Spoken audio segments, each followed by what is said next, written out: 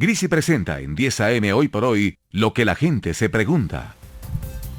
Bueno, lo que la gente se pregunta, Pascual, después del Sí, COVID-19, pues ahora, además de todo, primero brutos, sí. ¿no? Yo ya dije que Primero con el bruto, COVID, sí. sí, queda uno afectadito, Siempre desconcentrado, golpeados. Sí. sí, Y quedamos ahora así. Mire cómo estamos, ¿no? no es poca cosa, sí. Sí.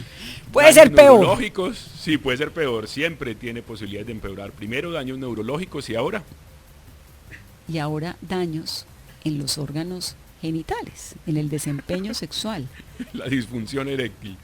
La disfunción eréctil. ¿Qué hay de cierto en que el COVID causa disfunción eréctil, entre otras? Además, el doctor César Augusto González Encinales es urólogo y es especialista en andrología y en medicina reproductiva. El informe, doctor, pues queda uno preocupado, porque además de todo lo que hemos visto que causa el COVID, ahora le ponen ese componente de la disfunción eréctil. Gracias por estar aquí con nosotros en 10 AM Hoy por Hoy. Buenos días, Vanessa, Pascual, por la invitación. ¿Y es así? A ver, yo pienso que haciendo referencia puntual a los efectos que la infección por COVID-19 puede generar a nivel de la esfera sexual, tiene mucha literatura al respecto. Digamos que no solo la función sexual desde el punto de vista eréctil puede verse comprometida, aunque no existe un estudio que demuestre a ciencia cierta que el COVID-19 produce disfunción eréctil.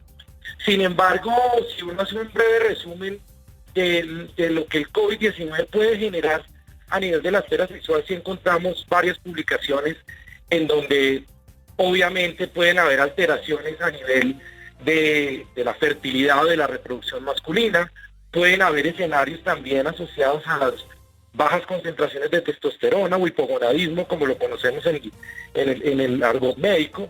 Puede haber compromiso eventualmente de inflamación testicular y por ende baja producción de testosterona, y de alguna manera hay reportes también de condiciones de erecciones espontáneas conocidas como priapismo, que pueden generarse en pacientes con infección aguda o incluso pacientes en unidades de cuidado intensivo que están cursando con COVID-19. En la pregunta puntual que me haces con respecto a si el COVID-19 puede producir disfunción eréctil, básicamente son hallazgos anecdóticos, por lo menos los que se han publicado actualmente en la literatura, haciendo mención a una publicación de Los Angeles Post de hace aproximadamente 2 días, en donde el grupo de Cleveland Clinic, en cabeza del doctor Blockblum, que es tal vez uno de los profesores del área de salud masculina, hablaría de 4 pacientes, ¿sí? 2 de ellos cursando con COVID y 2 de ellos que no han presentado COVID, pero que posiblemente refieren haber visto cambios en la erección durante el proceso de aislamiento de la pandemia por COVID-19. Entonces hay que básicamente puntualizar algunas cosas importantes. Es muy frecuente que estemos viendo pacientes que consultan el último año y con ocasión de la pandemia, que definitivamente refieren ver disminuido su frecuencia sexual, su deseo sexual y su satisfacción con las actividades sexuales. Obviamente esto es una condición que conocemos bajo el término de disfunción eréctil situacional, antes llamada psicógena, que se genera obviamente por el encierro, por la ansiedad que genera de alguna manera el hecho de no poder salir de casa, y que puede generar cambios a nivel de la condición sexual como tal.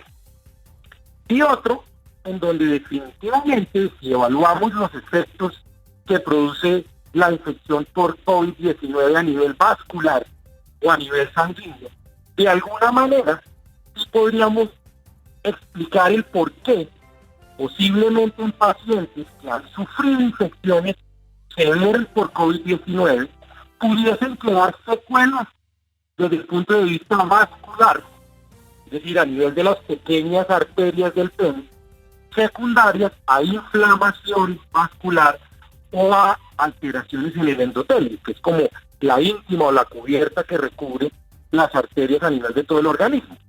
Es decir, seguramente podemos tener pacientes que han tenido neumonías severas por COVID, ¿sí?, que han generado efectos de baja oxigenación vascular y que definitivamente en estos pacientes podemos explicar que tengan, dado su compromiso de oxígeno o de oxigenación vascular, eventos erectogénicos.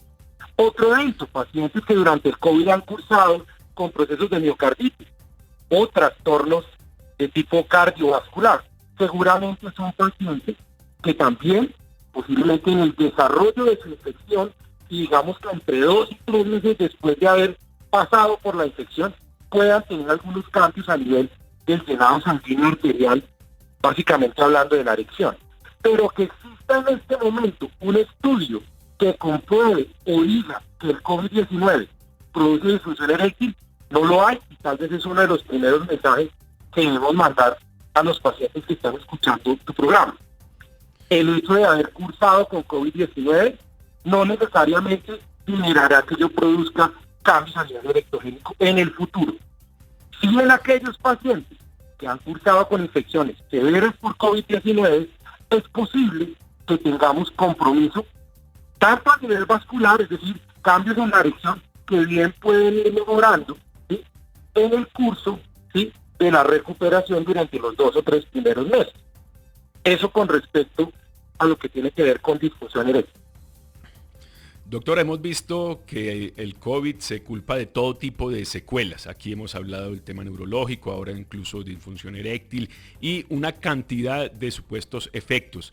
Pero lo que vemos también es que cualquier enfermedad de ese tamaño, cualquier enfermedad que lo puede llevar a uno a una unidad de cuidados intensivos, que puede causar los trombos, los problemas de miocarditis que usted decía, pues por supuesto tiene efectos secundarios. O sea que no hay mucha diferencia entre otras infecciones de esa magnitud, de ese tamaño y los efectos que causa y el COVID, ¿no? ¿O me equivoco? Porque crecemos en ese tema de efectos secundarios, pero toda enfermedad de esa magnitud pues puede dejar esos efectos, ¿no?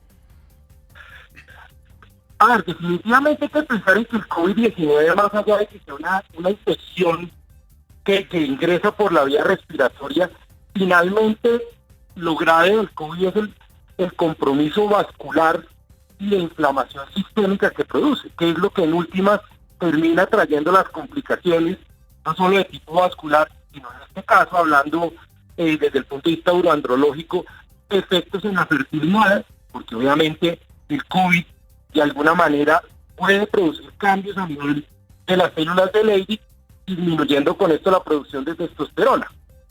Esto ha generado algunos estudios muy importantes que hablarían de cómo se encontrarían partículas de COVID a nivel de testículo, ¿sí?, generando cambios importantes a nivel de la producción espermática. Y es una condición que está demostrada y que eventualmente puede durar o recupera la calidad espermática hasta 6 meses después de haber pasado la infección.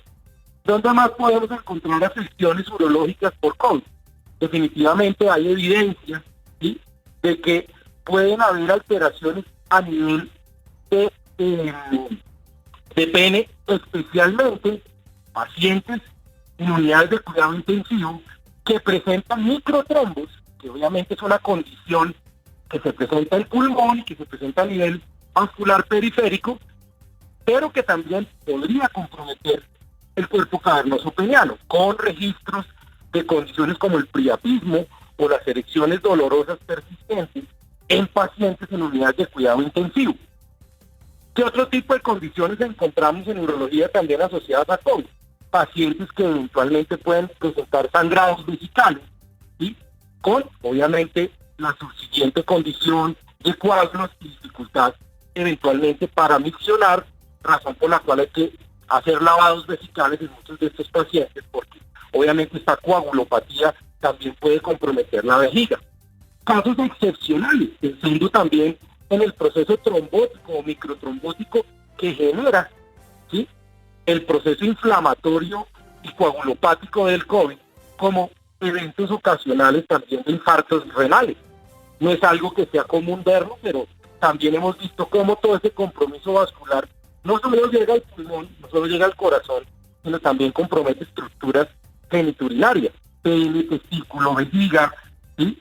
Y obviamente de la mano de esto también la parte endocrinológica, como es el caso de pacientes que durante época COVID comienzan a registrar efectos secundarios a la disminución en la producción de testosterona, que tiene dos efectos contradictorios, que asocian la testosterona y el receptor androgénico con incremento en la replicación viral de partículas virales de COVID-19. Pero hay un artículo también reciente de la Universidad de Washington, hace más o menos unos 15 días, que demuestra claramente cómo los pacientes que tienen bajos niveles de testosterona generados por el COVID o durante su proceso de infección, les va peor en cuanto a respuesta en infecciones severas en cuidado intensivo que en aquellos en donde se reprime la testosterona. Lo cierto es que definitivamente hay una directa asociación entre la presencia de infección por COVID-19 activo o en recuperación con una gran cantidad de condiciones del área andrológica. ¿Pero usted ha recibido más consultas o alguna consulta en particular, doctor, sobre eso? A ver, digamos que vuelvo y te digo, el hecho del encierro genera, por ejemplo, en los pacientes, muy puntualmente hablando de lo que tiene que ver con bajos niveles de testosterona, que los pacientes consulten porque se les bajó el deseo, ¿sí?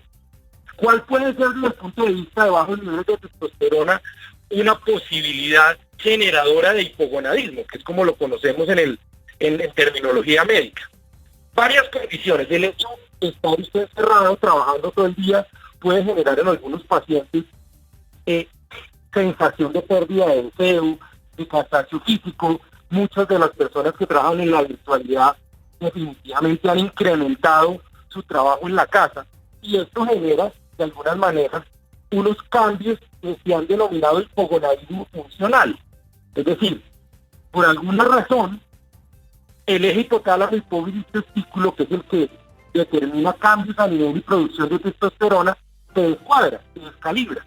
Entonces, en algunos pacientes puedes encontrar que se baja la testosterona durante la época de aislamiento. ¿Qué otra condición es muy frecuente ver en pacientes que consultan por bajo deseo y cansancio en época de COVID?